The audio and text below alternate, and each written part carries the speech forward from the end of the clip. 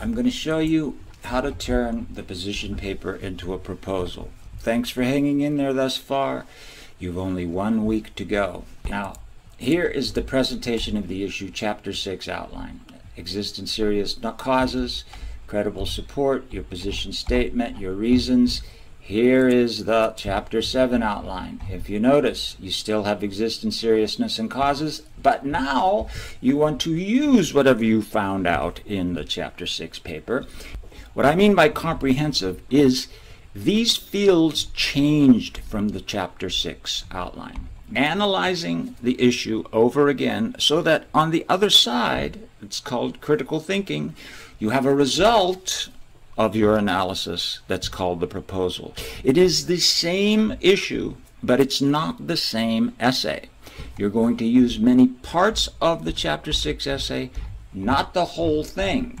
At one point, it's going to morph into the proposal, and that point is when you get to proposing your solution. If you look here, she has now, as I asked you to do in your proposal statement discussion board, changed her statement from the position into a statement that reflects looking for a solution. Here's one of her best points. Here's the source she used, and here's her explanation of how to support that source. You see the consequences. The person goes into some detail. There is mention of a source. There's some explanation. When the person gets to the proposal itself, you see that it's more than one sentence just repeating what the position statement was. Here's the position statement adapted for a proposal. Here's a good point, a source, an explanation.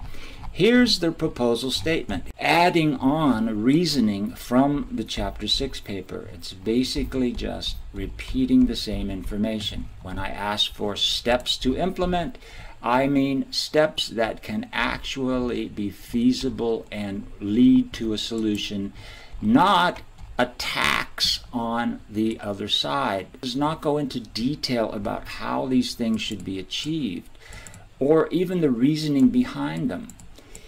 This asks for you to give your best reasons for your proposal, and then, in order to acknowledge, accommodate, and refute the opposition's reason.